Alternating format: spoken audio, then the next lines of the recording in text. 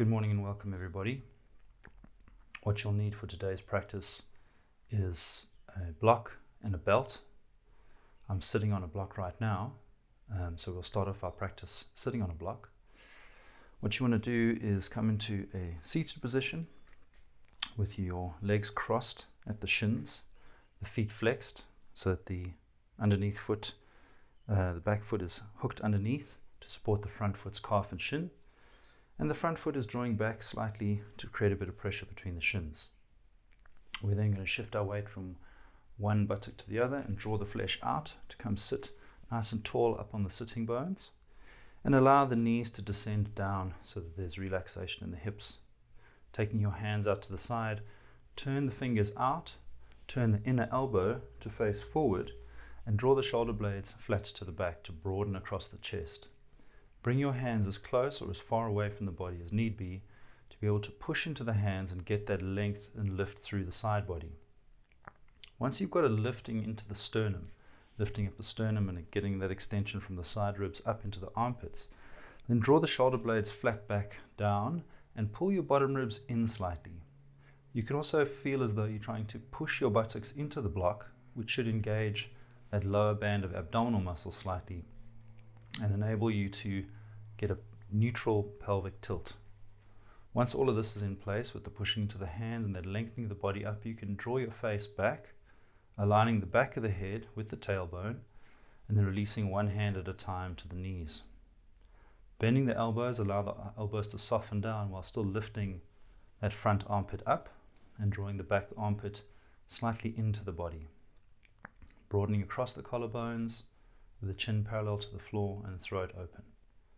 You can move your head gently from side to side to make sure the neck is loose and relaxed.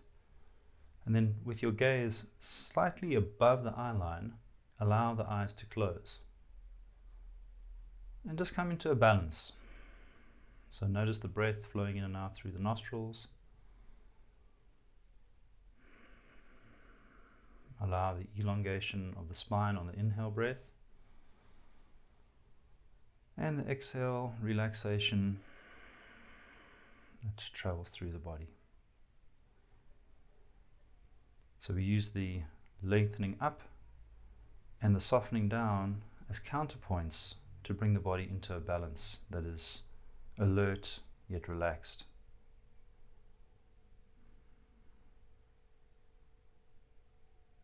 Notice whatever comes up, whatever thoughts show up in the mind.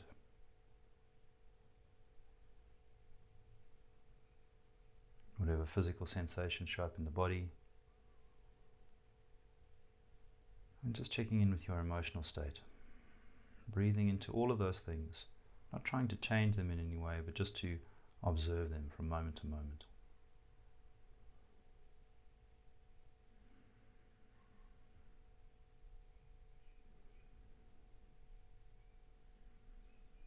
And then we'll open up the class with our chanting of 3 Oms. So we bring our hands in front of the heart in prayer position with the thumbs resting on the sternum, the rest of the fingers drawing slightly away.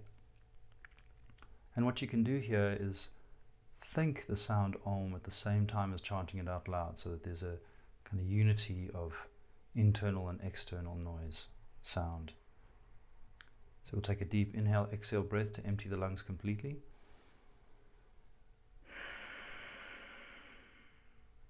Inhale.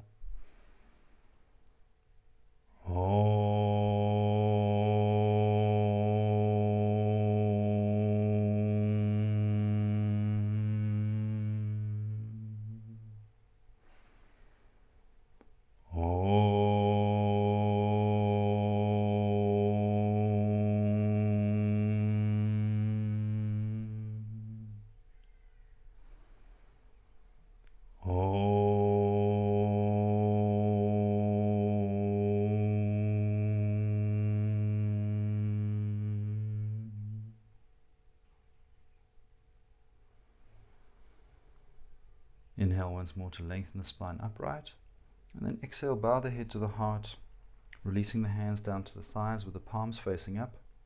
Inhale to raise your head up, and exhale to open the eyes. Great stuff. Okay, so let's come into our preliminary positions. We are going to work in Adho Mukha Virasana to start with. So taking your knees wide to the edges of the mat, your toes touching, we're going to sit back onto the heels, drawing the toes out if any of them have crept underneath, and taking the outer ankles slightly inward so that we can get a good unambiguous seat down onto those heels. Then we're going to walk the hands forward. And if need be, if you're struggling to keep your buttocks on the heels, then you can take a block and place it underneath the buttocks. Or when we bring our head down to the floor and you're struggling to get your head to come down to the floor, you can place a block under the forehead. Ideally, we want to be able to keep our seat with our buttocks touching against our heels, extending the arms forward and lengthening the undercarriage of the body forward to bring the forehead down onto the floor.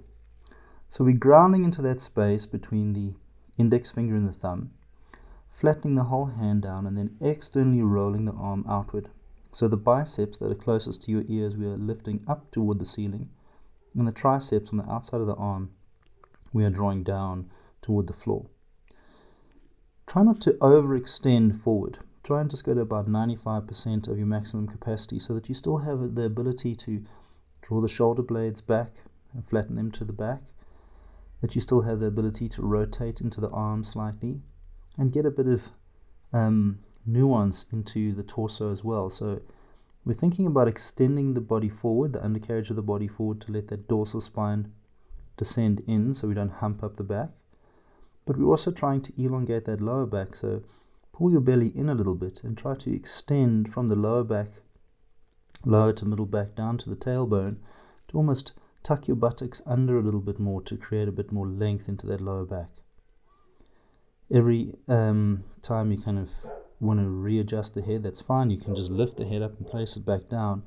And we want to feel relaxation in the skin of the forehead, almost as though it feels there's a slight sliding of the skin of the forehead from the hairline down to the eyebrow ridge, rather than moving in the opposite direction. So we don't want to pull our head down hard to the floor and collapse the throat. We want to use the torso to elongate the body forward and then place the head down gently. Externally rolling the arms out, flattening those palms down, and you can use 3 different cues in the hands to push down through the palms of the hands, externally roll the arms out, pulling against the fingertips as well to lengthen you forward, and then pushing into the heel of the hand to draw the side body back. Take a few breaths here and use the exhale breath to allow you to soften and deepen the descent of that dorsal spine. The arms are awake, the elbows are off the floor, and we're working strongly to push down into the hands to warm up the arms and the shoulders.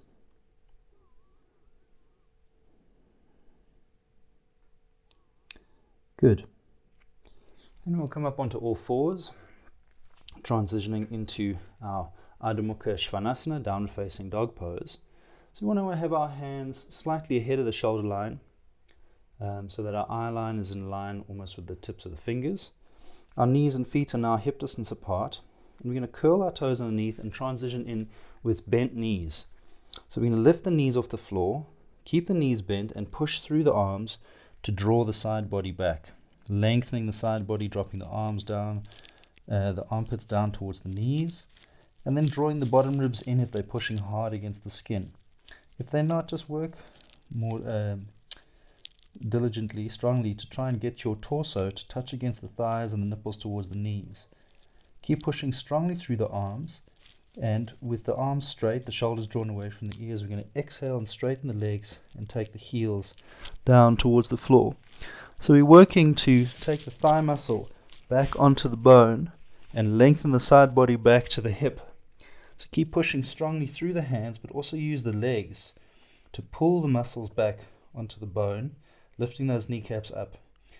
To get a sense of the lifting of the buttocks, you can come up onto your toes, sharpening the buttocks up toward the ceiling, still keep on gripping the muscles onto the legs, and then dragging the heels down towards the floor, lifting the toes up and flattening them down, drawing the shoulders away from the ears, and letting the head hang relatively loose. Keep breathing.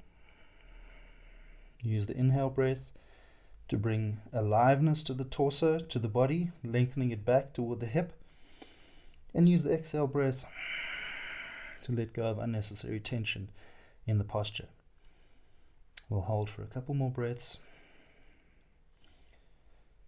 Strong in the arms, strong in the hands and the feet and the legs.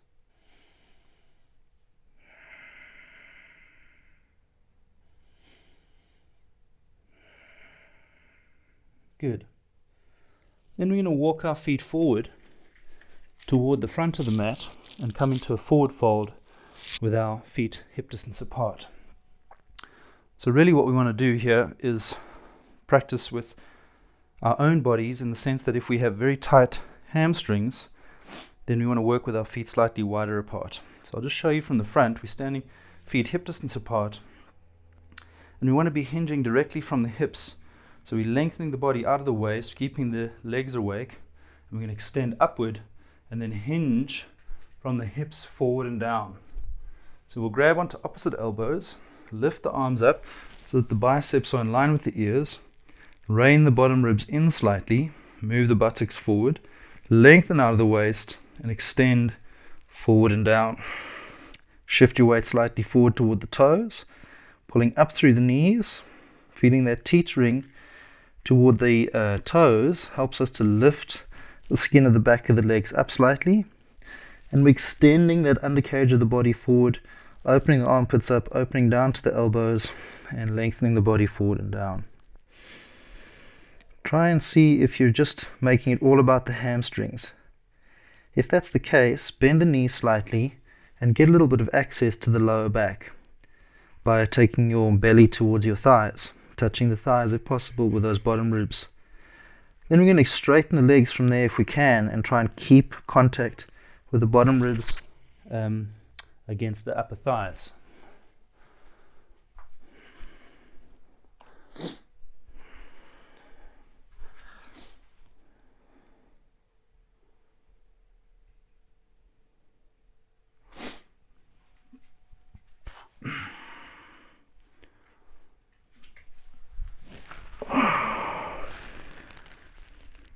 If this is too much for you to hang forward like this, so if you're struggling into that forward fold, you can always release your hands to some blocks, placing your hands against the blocks, push into the blocks, and just work to try and keep your back from rounding. So you want to straighten the back out and keep those legs nice and long and straight, pulling the kneecaps up. Anyway, if you're in a forward fold, or if you're working with the blocks, we can release the hands down, bend the knees slightly, take our hands to our thighs, and push ourselves away from our legs, coming all the way up into a standing posture. You can get rid of the blocks for now. And we'll work into warming up the arms a little bit more, into a Badangulyasana. So we can come into a seated posture in this case, coming to sit down, either cross-legged or in a kneeling position, and you can place a block or two underneath the buttocks.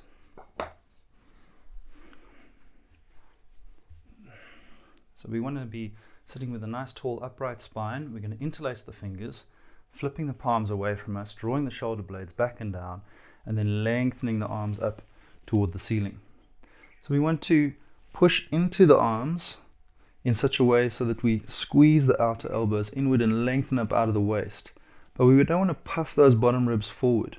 You want to keep drawing the bottom ribs in slightly, lengthening the tailbone down and pushing the buttocks into the block.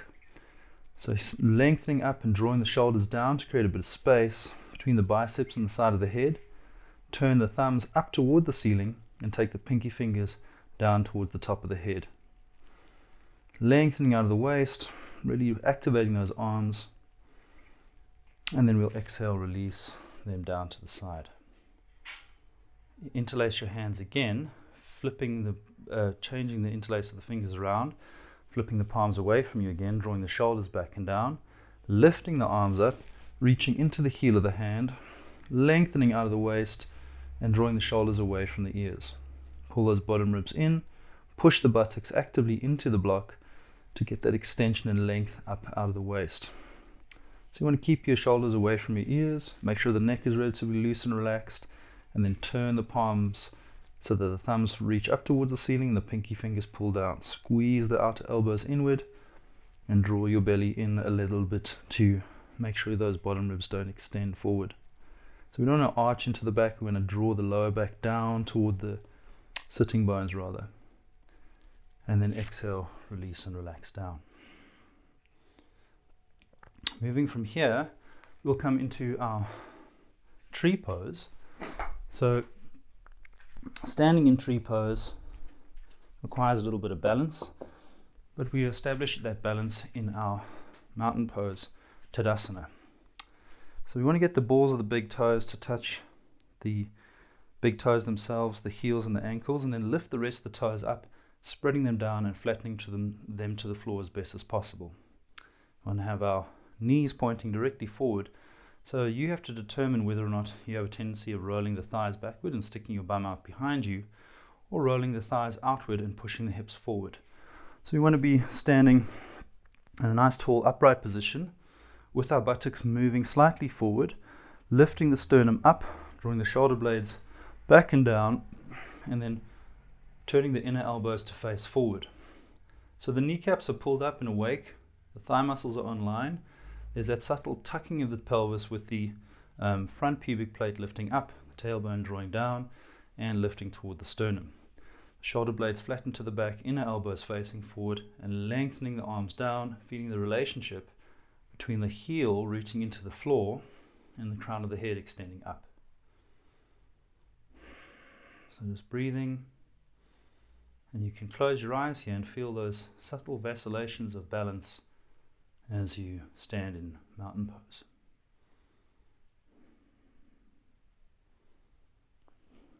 Okay, so with mountain pose established, we can move into our tree pose.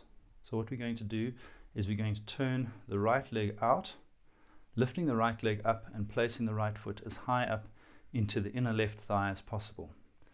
So we want to re-establish that balance of on the foot, and want to have that standing leg really engaged. So try and feel as though you're pushing the standing leg's thigh back against this foot and drawing this inner knee out, or extending this inside edge of the leg out, and actively, subtly trying to draw the outer leg back toward the buttock. We're going to get our balance here. Once you have your balance, you're going to turn your palms out, inhale, raise the arms up, and set yourself up with your arms shoulder width apart, lengthening up toward the ceiling and drawing those shoulders back and down, pulling the bottom ribs in slightly, pushing the thigh against the foot, buttocks on line, bottom ribs drawn in, lengthening all the way up into the fingertips, and pulling that standing leg's kneecap up. Try and find a bit of balance here. If you're struggling to balance, maybe place your gaze a few feet in front of you on the floor, or you can even keep one hand on a wall and just practice with one hand at a time. We're going to exhale, release the hands down, bring the knee into the chest if you can without using your hands, and then release the leg down to the floor. Okay, so we'll go the other side now. We're going to take the weight into our right leg, taking the left leg out to the side and placing the left foot high up into the inner right thigh.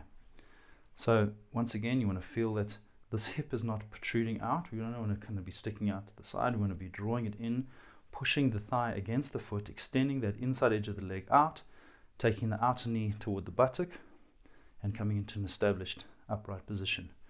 Then we're going to turn the palms out and inhale, raise the arms up, and come into our tree pose. So lengthening up and out of the waist, shoulders away from the ears, and then push down into your standing leg a little bit more, pulling up through that kneecap, pushing the standing leg's thigh against the foot, lengthening into the fingertips, shoulders away from the ears, and you can turn your arms in such a way so that the bicep moves backward and the tricep comes forward. So we're rolling the arms from the shoulders to get the palms to face each other. Lengthening into the fingernails, shoulders away from the ears, standing up nice and straight and tall. Keep breathing. Lengthening out of the waist. And then we'll exhale, release, and relax down. Bring your knee towards your chest without using your hands if possible, and lowering it down to the floor. All right, we'll transition now into our first standing pose, Trikonasana. And really we're using the same principles of opening up the hips that we just did now in tree pose, just into a standing posture. So if need be, if you're struggling with getting your hand down to the floor, you can always work with props. You can work with a block. So I'm going to just take my hands up in front of the chest. We're going to bend our knees and hop the feet nice and wide apart. So ultimately you want to be able to set yourself up in a way so that the ankles are eventually as wide as the wrists. Okay, so that's what we're aiming for in an ideal. In the meantime, just go as wide as you're able to so that you feel like you're getting a bit of a stretch and an activation into the thighs, but not so wide that you don't have any control.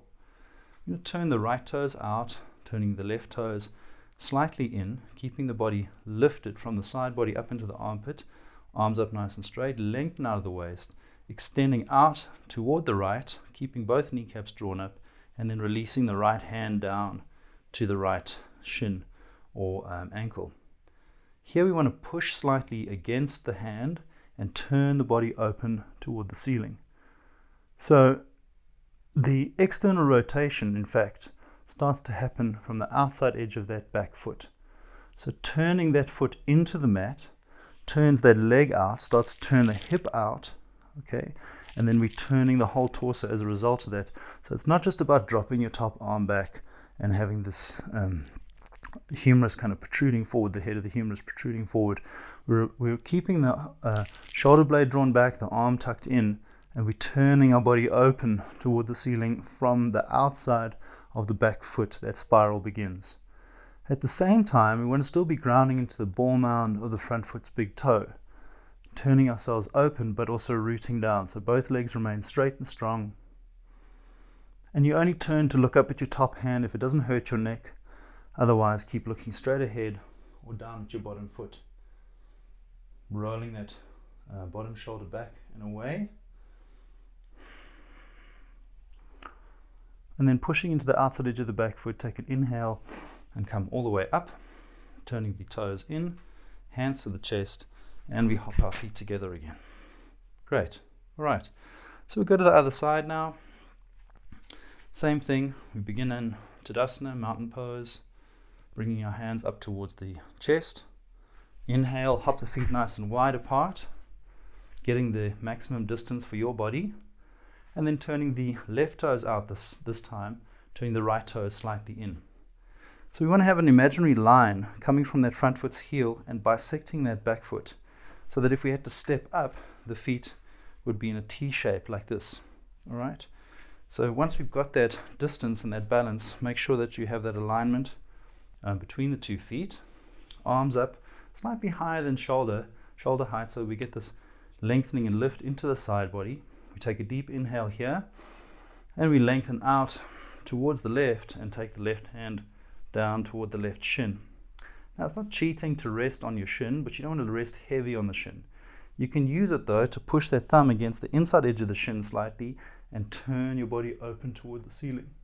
Same thing, the rotation should be coming from the knife edge of the outside of the back foot, so we're externally rotating that back foot in, almost feeling like you're trying to move your left bum forward as you turn your body open toward the ceiling. Now both inner elbows of the arms should be facing towards the top of the head, so we're rolling the arms outward to get those shoulder blades to tuck back behind us as we stand in the position, as we rest into our asana. So you should be looking up at the top thumb with the bottom eye, only if it doesn't hurt the neck. Don't let that top shoulder creep in. I'm going to keep drawing that away from the top ear. And then look down to your bottom foot. Take an inhale to come all the way up, turning the toes in, hands to the chest, inhale, and hop the feet together. Excellent. You can always shake it out after each of these postures if they're a little bit challenging. We'll now work into our Warrior 2, also an open hip standing posture. The main difference being that we don't do the side body extension and we have a 90-degree angle on that front knee. So bring your hands in front of your chest again. Take an inhale breath and hop the feet nice and wide apart. So this jumping of the feet apart is really about enlivening the body and getting the sense of lift. It's not just for aesthetic purposes. So feel as you jump that you take that lift and that jump into the posture. Turning the right toes out, the left toes slightly in. Take a deep inhale, look over the middle finger of your right hand, and then you're going to exhale, bend the right knee until we come to a 90-degree angle. Still pushing strongly into the outside edge of the back foot to kind of draw some of the weight off the front leg, and guiding the front knee toward the baby toe side of the foot to ensure that it's not dropping in toward the big toe side of the foot. Strong into the outside edge of that back foot. Strong, straight, activated back leg. Shoulders away from the ears, but reaching dynamically into the fingertips. Bending that front knee a little bit more. Keep your breath slow and steady. Turn the buttocks on to open across the groin, so drawing the buttocks towards one another. Shoulder blades also flat to the back. And only turning your gaze to look over your front hand if it doesn't hurt you. Let's see if we can go a little bit deeper on the last exhale breath. And then pushing into the outside edge of the back foot. Inhale, come up. Turning the toes in. If you need to release your hands to your hips to take a break, that's fine. Otherwise, keep the arms up. Turning the left toes out. Take a deep inhale. Same thing here. We've got that bisecting line coming from the front heel to cut that back foot in half. And we exhale. Bend the front leg. Once again, guiding the front knee to the baby toe side of the foot. Strong and active in the back leg. Arms extended and awake. Turning those inner elbows to face up toward the ceiling. You can flip the palms over and then turn the palms down to get that spiraling into the arm. Bending a little bit more. Draw the buttocks towards each other. Shoulder blades flat to the back. Shoulders away from the ears. Keep breathing. Lengthening out of the waist. Exhale, see if we can go a little bit deeper for the last exhale breath. Strong in the back leg, strong in the arms. And then inhale, straighten up. Turning the toes to face towards the front. Hands to the chest. And hopping your feet together. Good. Okay. So I'm going to work into a deep lunge now, just to release a little bit into the legs and stretch out those quad muscles, quadriceps. So what we'll start off by taking our right leg back with the left leg forward. So just stepping into a nice deep lunge. What we want to do here is we want to ensure that the front knee is over the front ankle and the back leg is where we're getting our extension. So try not to overextend over the front knee in this way, in other words, keeping it stacked and then taking the back leg as far back as need be. Once again, if you need to, you can place a block on either side of the front foot to ground into the blocks and get that extra support if you can't get your hands down to the floor. Otherwise, placing both hands on either side of the front foot, try and get the fingertips to line up with the tips of the toes. And once again, roll that inner elbow to face forward. Draw that upper arm bone back into its socket, keeping the hips squared off and dropping the hips forward and down. Think about extending and lengthening the undercarriage of the body forward along that front thigh, but not coming up onto your fingertips and making it about the back. We really want to be opening up into the groin and the buttocks. So we're squeezing the thighs in towards the midline and then dropping them down as one unit. Really nice long stretch, strong stretch into the back legs, hip flexor and buttock. Use the exhale breath to release resistance to the posture. In other words, notice any kind of tightening that happens when you come into your practice, when you come into an asana, and see how much of that is unnecessary. It's just based on kind of a little bit of discomfort or fear. So see if you can use the exhale breath to allow the posture to deepen.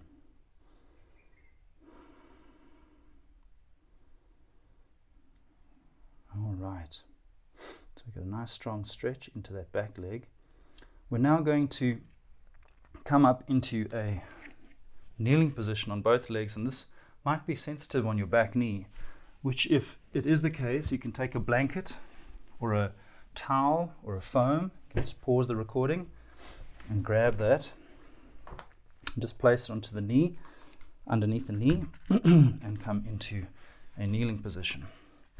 So what we're going to try and do here is we're going to bend that back leg, bend that back foot, and clasp it into the back hand or into the right hand.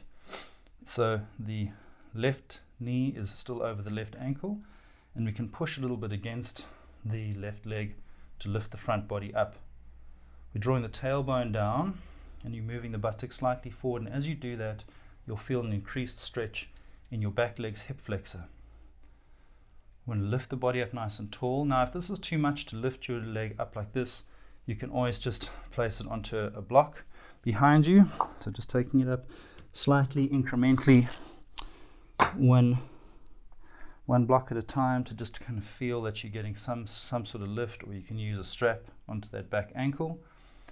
But if you are able to hold the foot in time, once you've got this lift through the side body, belly drawn in and a tuck of the tailbone, you can also flip your hand over into a mudra, just to demonstrate that you're holding the posture with your legs as opposed to just with the pushing of the hand.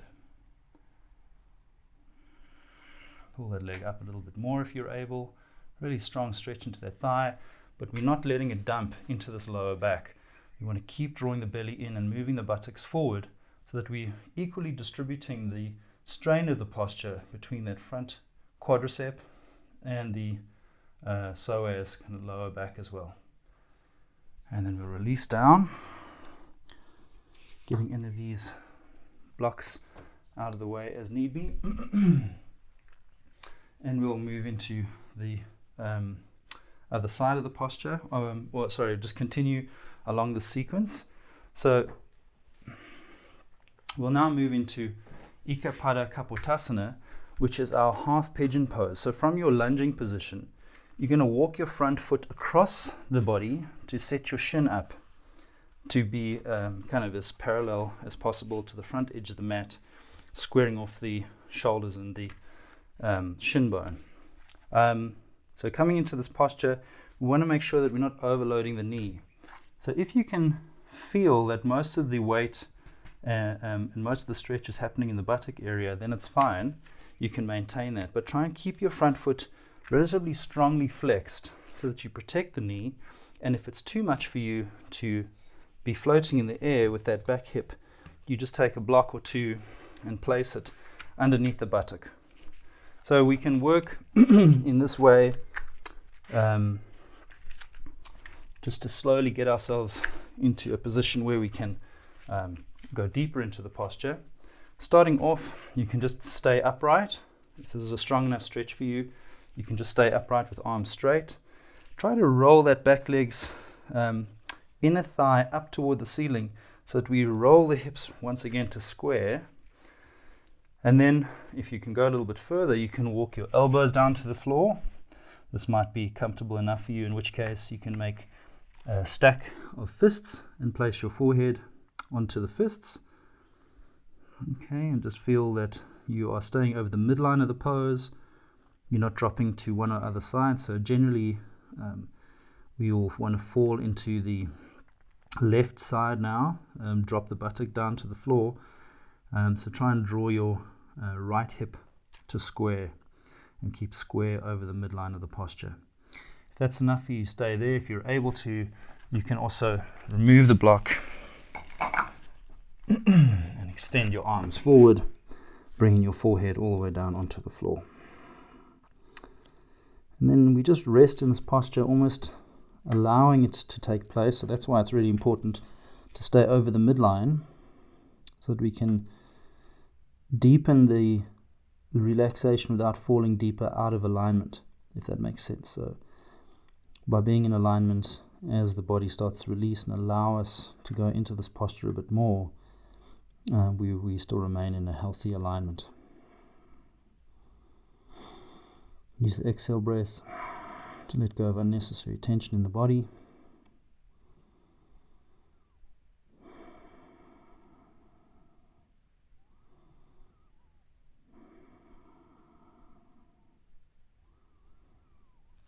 Really trying to release into this posture.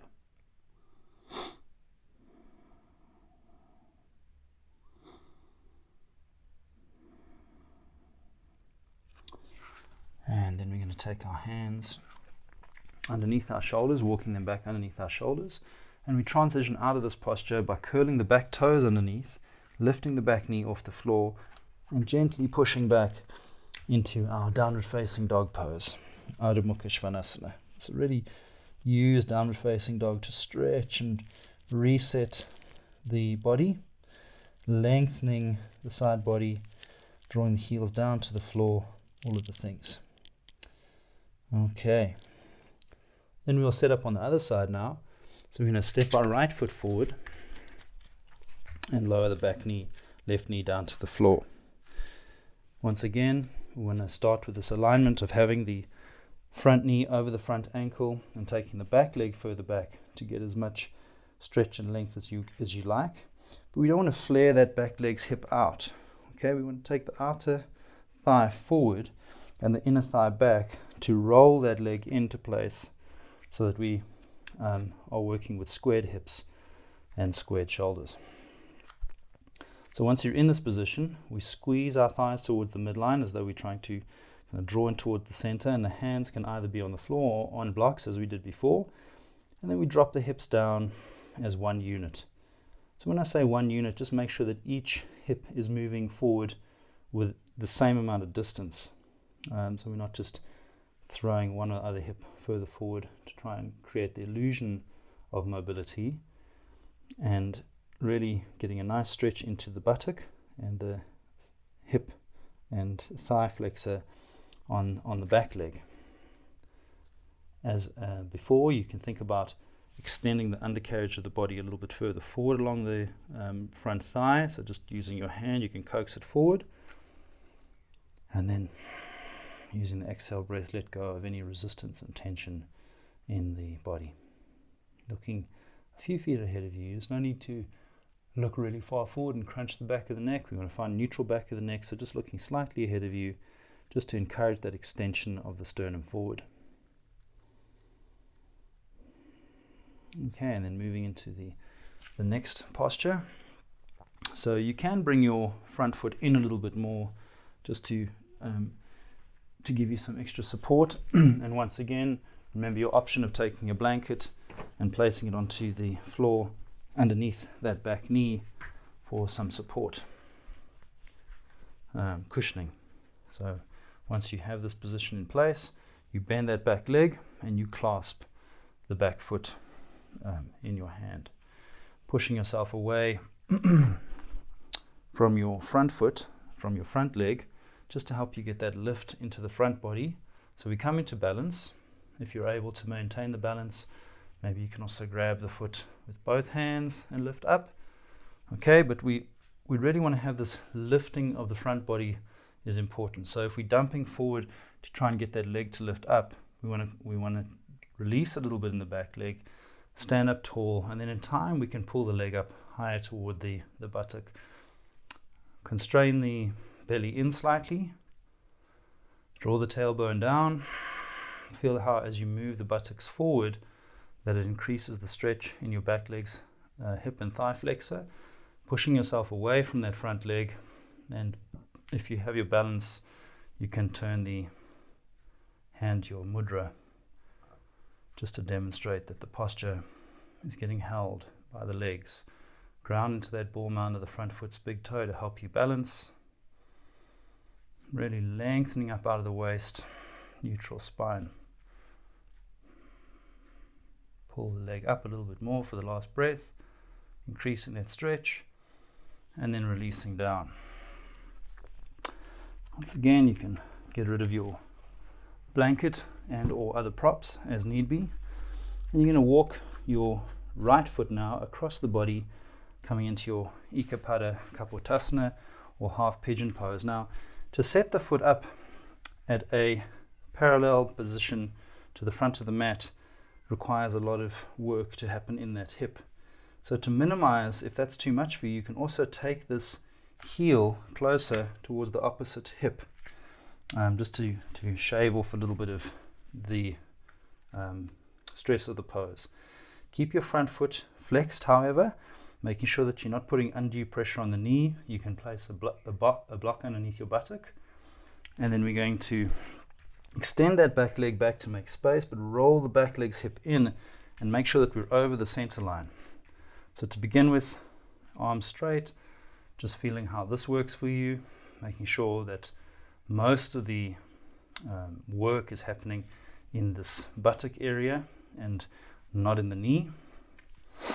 And then if you're able to, you can bring your elbows down to the floor, setting yourself up in that way.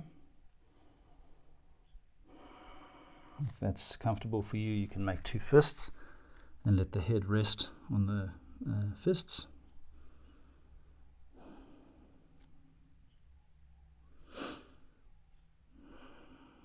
And if you're able to, you can always go even a little bit deeper and extend the arms along the floor and rest the forehead down.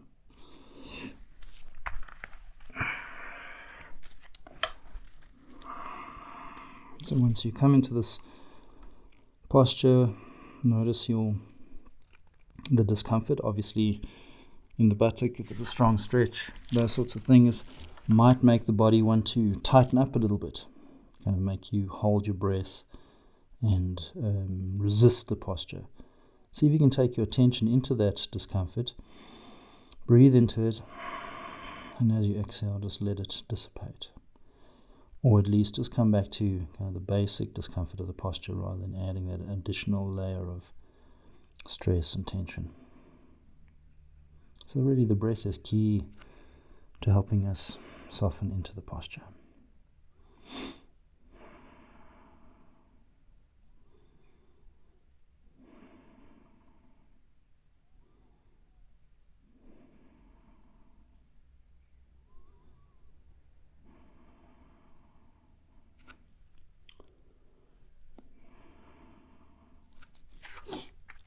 And then walk your hands back underneath your shoulders to come out of the posture, curling your back toes underneath, lifting the hips up and pushing yourself back into your downward facing dog pose.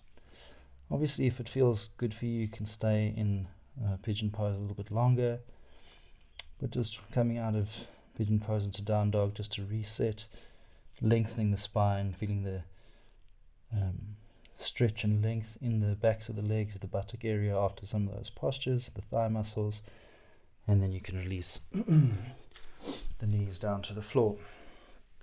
Okay, so we'll work into Bhujangasana now, cobra pose, and that's we'll go into Salamba Bhujangasana, which is a supported cobra pose.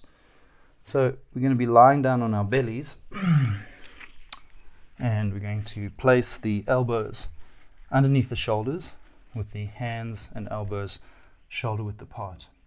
You can shift your weight from one hip to the other and roll the legs in so that the tops of the thighs, the knees and the tops of the feet are pointing down at the floor. Pushing into the elbows, we want to lift the body up, drawing the shoulder blades down, and then imagine that you're dragging yourself forward along the floor. And if you just go ahead with those instructions, you might feel quite a lot of load in the lower back. So to mitigate that, we can soften the posture again.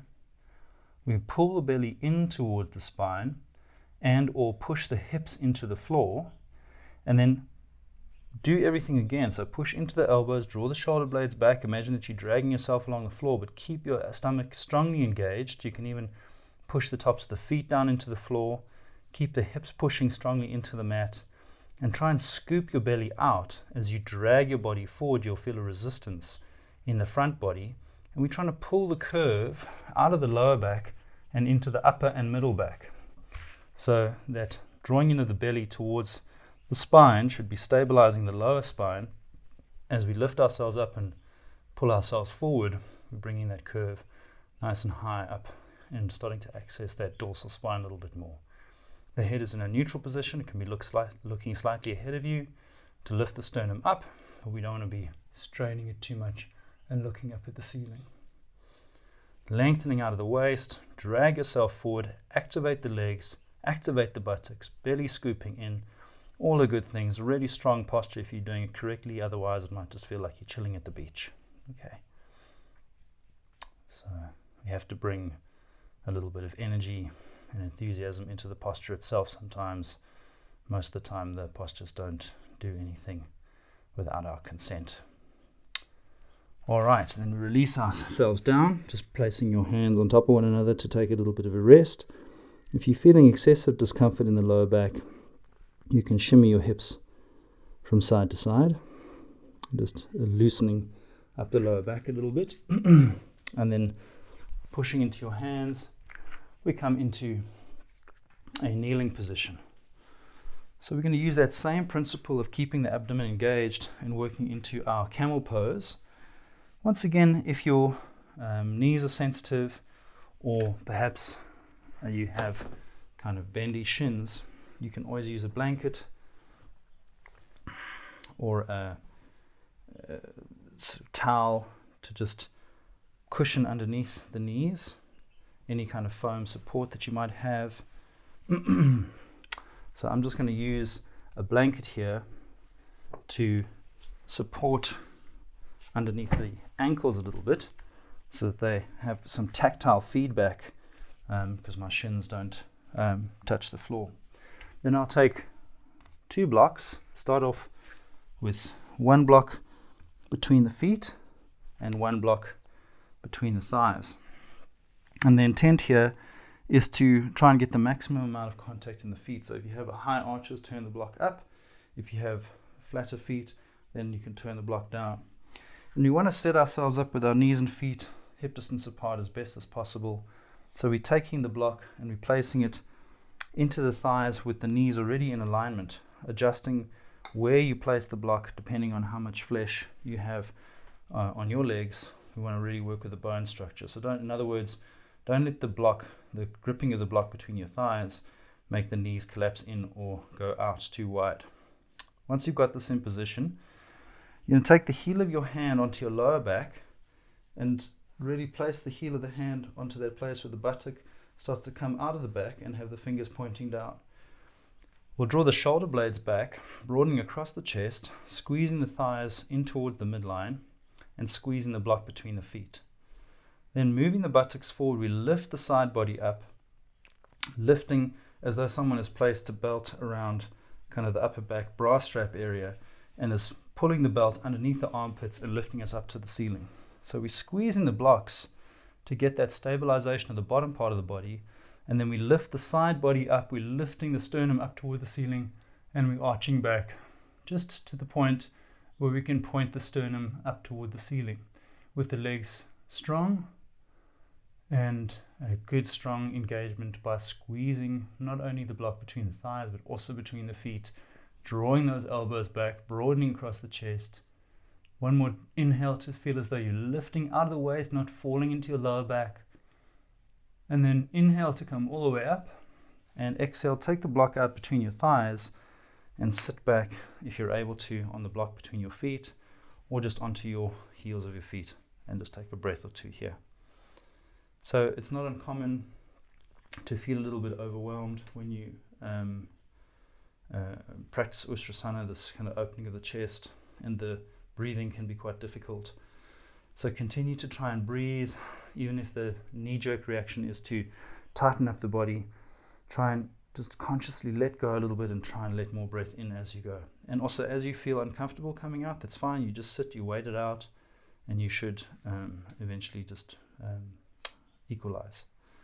Coming back up again, we'll keep the block out from between the thighs, so we can get rid of that one for now. But we've got the sensory shadow of the block still remaining between the thighs. The other block remains between the feet. So once again, heel of the hand onto the lower back, getting a good solid support from the heels, kind of helping us, encouraging us to draw that tailbone down and buttocks forward, and get those shoulder blades flat back behind you. Lifting the side body up towards the armpit, so lifting from the hip to the armpit, and then feeling that naturally kind of back armpit tucking in and front armpit extending up and broadening toward the ceiling, and then squeezing the imaginary block between the thighs, squeezing the block between the feet. Once again, we can go a little bit further now, so we're still moving the buttocks forward, the legs are still on line, and we're lifting that sternum up toward the ceiling. Taking a good deep breath to lengthen up out of the waist, Squeeze, squeeze, squeeze. Imaginary block and real block. And then inhale, come up again. And exhale, sit back down onto the heels or that block between the feet. Just take a few breaths. Allow the body to slowly return to equilibrium. Don't panic. Just notice those sensations in the body.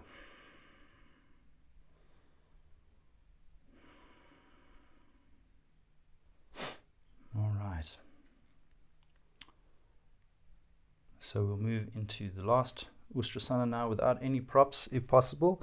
If you still want to keep the props there, if it helps you to work, then by all means do that. And we are going to go into the full posture if possible. But if you can't reach back towards your feet, you can always place a couple of blocks next to your feet so that you can come back into the posture and place your hands onto blocks. All right. So we'll come up into a kneeling position. We've got that sensory shadow of the block between our feet, between our thighs. Heel of the hand onto the lower back, shoulder blades drawing back, elbows drawing back, moving the buttocks forward, engaging the abdomen slightly. So we're using that same engagement of the abdomen drawing in to stabilize the lower back so that most of the activity that we have is happening into that upper back and into the chest area. So buttocks on line, abdomen drawn in slightly, shoulder blades drawing back. We lift the side body up, we extend that sternum up toward the ceiling. Keep breathing, move the hips forward, and then you can slowly start to slide your hands down the backs of your legs, releasing one hand at a time onto the heels of the feet. Once you come back, try to reassert alignment by moving your thighs forward and your hips forward so that the front of the hip aligns with the front of the knee again. And then you can let your head drop back if it doesn't cause you discomfort, but keep working strongly to support that lower back with the tucking of the tailbone, the buttocks working strongly, and the abdomen drawn in slightly. Breathing the whole time. Hold for another 3 breaths. Inhale. Exhale 1. Softening unnecessary tension in the body. 2. And 3. Then releasing one hand at a time to the buttock. Inhale, coming up in a straight line, so not vacillating from side to side as you come up. And then sitting back down onto the heels. If need be, you can take a block, place it underneath the buttock just to let yourself rest. So the full posture can be quite challenging on the whole nervous system and on kind of keeping yourself calm and keeping the breath going. So just allow yourself enough time to settle back down, settle in. Try not to catastrophize it. So now you're out of the posture. Just let yourself return to equalize and notice the thoughts in the mind and the feelings in the body.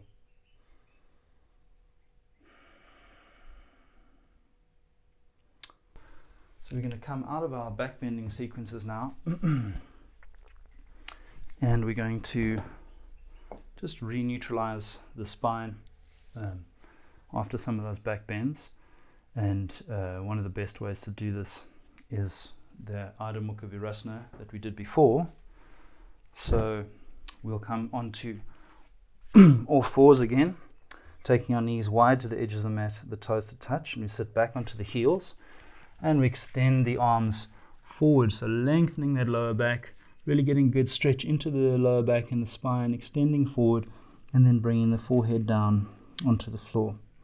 So grounding into that space between the index finger and the thumb, rolling the arms outward, and then we can come into more of a passive variation by releasing the shoulders down, but keep trying to root your buttocks down onto your heels and extending the undercarriage of the body forward. So you should feel a subtle release and extension into that lower back. What we'll do now is we'll just do a sort of more intensification, or more intense version, should I say, of the posture. So sometimes we'll work into these postures called cat and cow. So cow would be dumping into or sort of collapsing the lower back to open the front body and draw the shoulder blades back. And then cat would be the opposite of arching the back upward, tucking the tailbone down, and getting that scooping out of the belly. So we're going to keep our knees wide and our feet together, and we're going to push into our hands and arch the back, so pulling the belly in and getting that cat spine variation. And then we're going to sit back down, trying to maintain that shape as much as possible. So you should feel a little bit more of a stretch into that lower back, but maybe also feeling a little bit more opening and stretch into the armpit area as we work like this. So depending on if you've got tight shoulders, it might want to creep up all the way into the shoulders. Keep scooping the belly out, and if it's too much in the shoulders and you're not accessing that lower back release, then let the elbow soften down to the floor and think about rather just pulling the belly in and extending that lower back to the tailbone in a scooping action.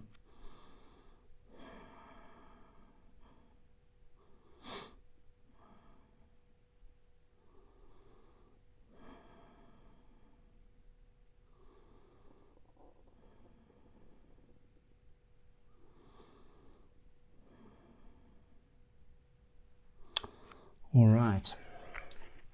So another way that we can kind of neutralize and release the back a little bit is in some seated twists. So we'll begin by extending the legs out in front of us, drawing the flesh out from underneath the buttocks. Now, if it's already quite difficult for you to sit in an upright position with the legs extended and your buttocks on the floor, you can always take a block and place it underneath the bum to elevate yourself slightly so that it opens up this angle and there's not so much pressure pushing you back to sit back onto your tailbone, because we really want to sit high up on the sitting bones. We can even remove the flesh out from underneath the buttocks to get that sensation. And then we're going to draw the right knee up toward the chest, taking the right leg over the left leg, clasping around the shin with the left hand, taking your right hand back behind you. We're going to pull ourselves up towards our legs. So there are variations where we'll tuck the leg next to the hip, or we'll do a different bind with the arms, but just focusing today on sort of clipping your arm around that front right shin, left hand around the front right shin, right hand back behind you, and then think about pushing your right buttock down into the floor and feel how that kicks against the left arm, and then the left arm can resist or pull against that to pull the whole body up into an upright position. That right arm behind you, we also do kind of turning it out slightly, so we're starting to mimic the turn with the arm, turning the fingers out, the inner elbow out, and getting that shoulder blade to flatten to the back. We pull ourselves up towards our legs on an inhale breath, and on an exhale, we turn toward the right. So try to use musculature, obviously, to get into the posture initially. We have to kind of make sure that we twisting from the lower back, middle back, upper back first. Don't just twist the whole body in one unit, because you'll inevitably default into turning into the parts of the body that are naturally open and neglecting the parts that are a bit tighter. So breathe into the lower back, exhale from there, breathe into the middle back, exhale, twist from there, breathe into the upper back, exhale, twist from there. Once you come into the full range, your maximum range, make sure that front foot is awake, make sure there's some intelligence in the rest of the body. Then close your eyes, breathe into the crown of the head, and keeping an upright spine, see if you can exhale and release a bit of tension, and almost just allow your body to go deeper into the twist. Particularly the torso and diaphragm tend to want to hold this posture, so breathing in, and as you exhale, just release and let yourself twist a little bit deeper. If you like, you can repeat quietly to yourself. Inhale, lengthen. Exhale, twist. And even if you come to your maximum physical twisting, by repeating that to yourself, there'll be subtle reminders to keep the body long, the spine upright and long, and to let go, the exhale breath, to let go and twist.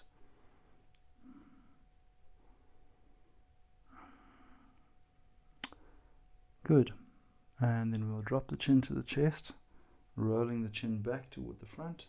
We'll untie our posture, untie our leg, should I say, and then we'll go the other side. So we're going to bring the left knee in towards the chest, left leg over right leg, clasping around the shin now with the right hand, Make sure the left buttock is pushing down into the floor.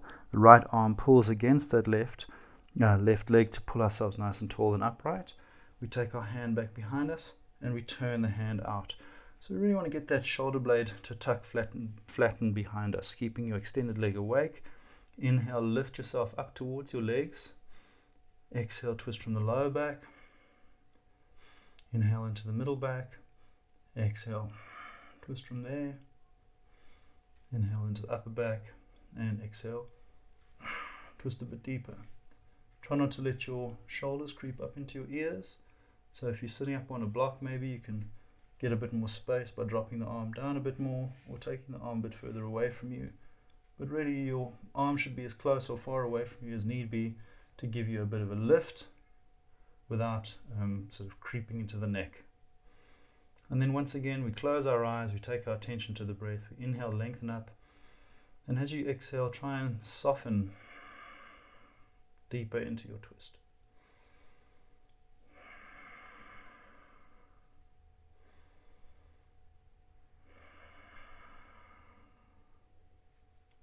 Repeating gently to yourself behind closed eyes if necessary.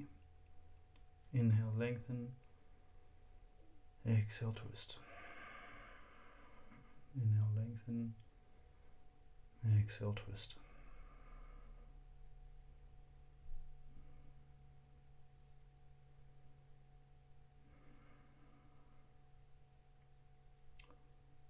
And then we'll drop the chin to the chest, rolling it forward towards the front, extending the legs out. We'll go into Paschimottanasana.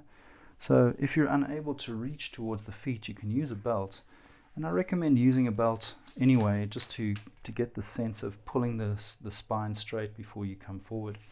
So you flip a belt over your feet, you wrap your hands deeply into the belt, and you want to work with as much belt as you need to keep your arms straight and to be able to kind of pull from the upper back. So we don't want to pull with the biceps, we're going to pull from the upper back. So with your arms straight, your legs can be slightly apart if you've got quite tight hamstrings, or closer together if you have more flexibility and openness in the backs of the legs. Roll the inner thighs down slightly so that the knees and the mid thighs are pointing up toward the ceiling, and activate the feet, pulling the toes towards the face and extending the heel away from you. Then we pull on the strap with the upper back so that the middle, the lower middle and upper back all kind of come forward and lift us into an upright posture in our seated position. So you can see my arms and legs are both straight. I'm using as much of the strap as I need to pull the body up straight, and it's really about plugging those arm bones back into the shoulders and getting the shoulder blades to flatten to the back. Lengthening up, we get a nice strong straight spine, so we're developing strength in the musculature of the back while starting to stretch and open the muscles of the backs of the legs. From here you can slowly bind your hand in one hand at a time and re-establish once again this length of the lower back and the extension of the front body and the engagement of the back body. So we come down incrementally, making sure that we're not rounding and collapsing that back prematurely. Always moving that lower back in, as that tends to be where we begin to arch. You can also feel as though somebody is kind of pulling the seat of your pants backward to encourage that lengthening of the back of the leg and bringing us more onto the tailbone to tilt us forward. So when we're eventually able to grab onto the feet, we can actually reach back and draw more flesh of the buttocks back and out, which will help us to deepen that forward fold slightly. So the hands are grabbing onto the feet, we're drawing the shoulder blades back and down, we're lengthening the body forward, finding neutral space in the back of the neck, pulling those kneecaps up. And for a more of an advanced practice, you can start to soften the feet slightly to try and soften the calf muscle to flatten the back of the leg down towards the floor a bit more. Lengthening on the inhale breath, hinging on the exhale breath, and using the torso ultimately as a kind of lever to stretch and open the muscles of the backs of the legs. Really feeling that neutralization and stretching and alignment of the muscles along the whole posterior chain of the body after our back bends.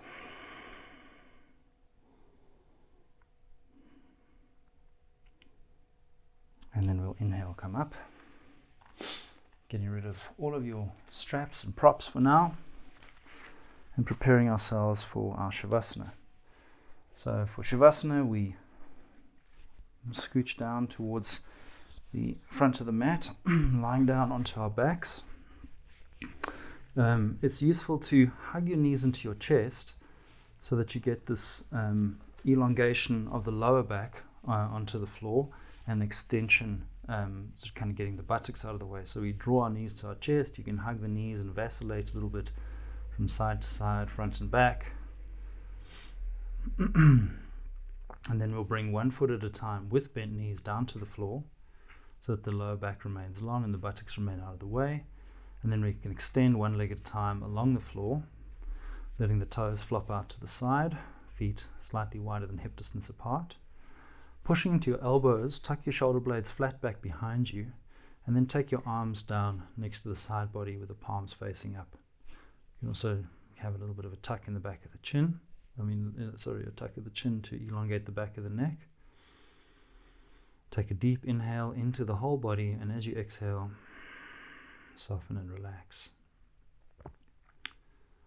So Shavasana is a kind of the digestive posture, the reconciliation of all of our practice up to this point. So we can think about just relaxing the body intentionally, and I'll take you through a couple of the common areas of tension. So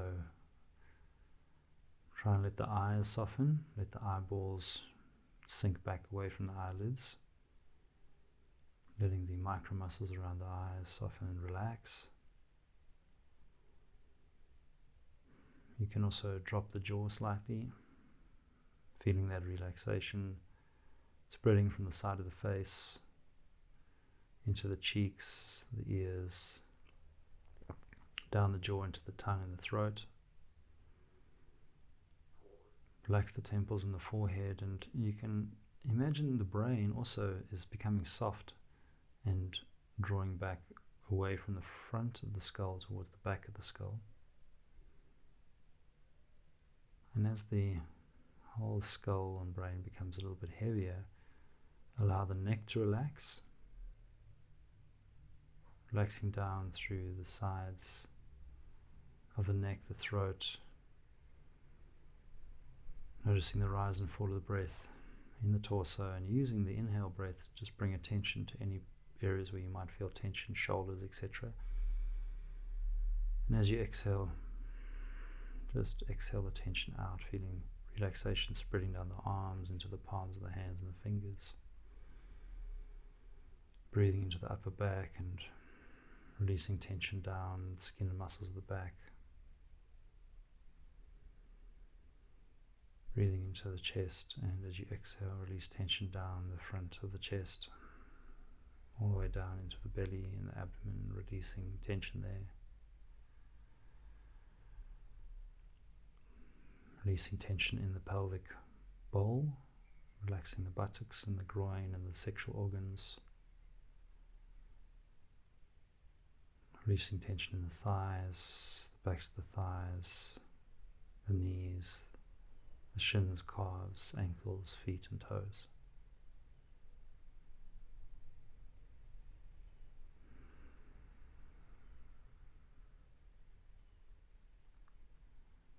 So if you nod off and go to sleep, that's fine, you probably needed it.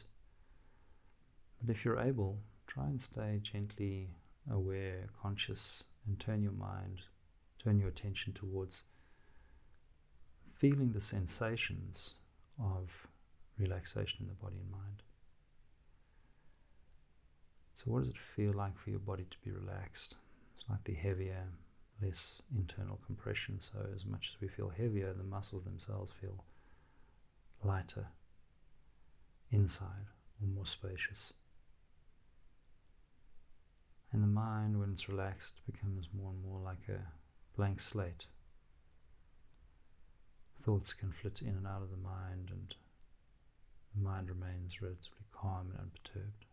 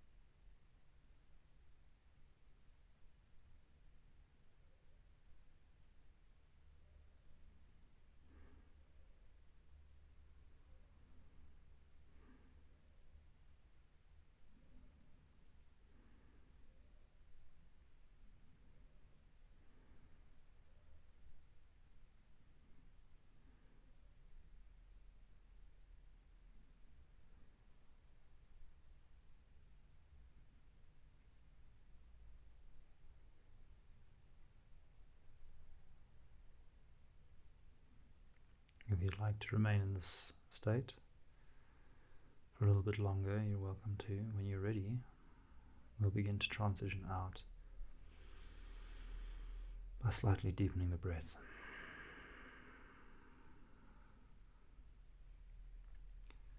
Once again, become aware of your arms, your legs, the head and torso all resting on the floor, and moving slowly so as not to disturb the nervous system. Bring one hand at a time to rest on the belly. Noticing the rise and fall of the breath there.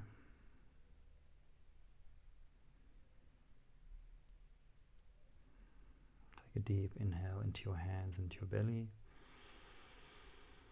and exhale, side out.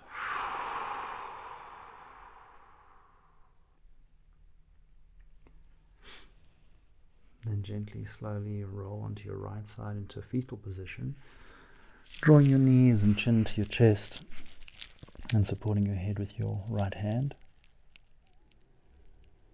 rounding the spine, and just feeling the innate quality of stability and containment, security, safety that's embedded in this fetal position.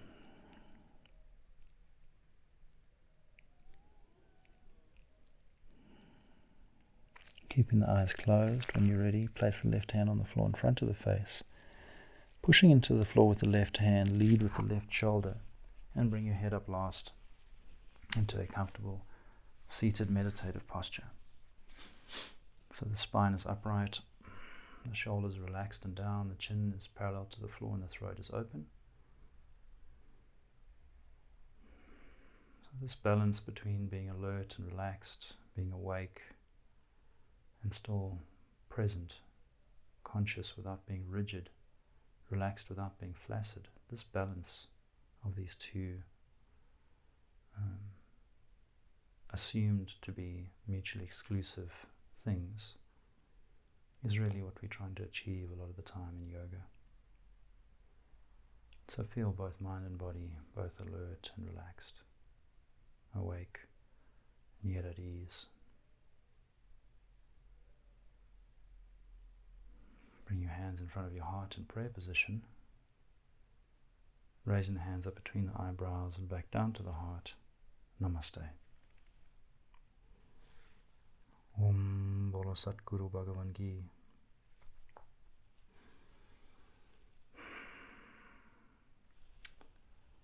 Thank you for your attention. Enjoy the rest of your day, and I hope to see you soon. Stay out of trouble.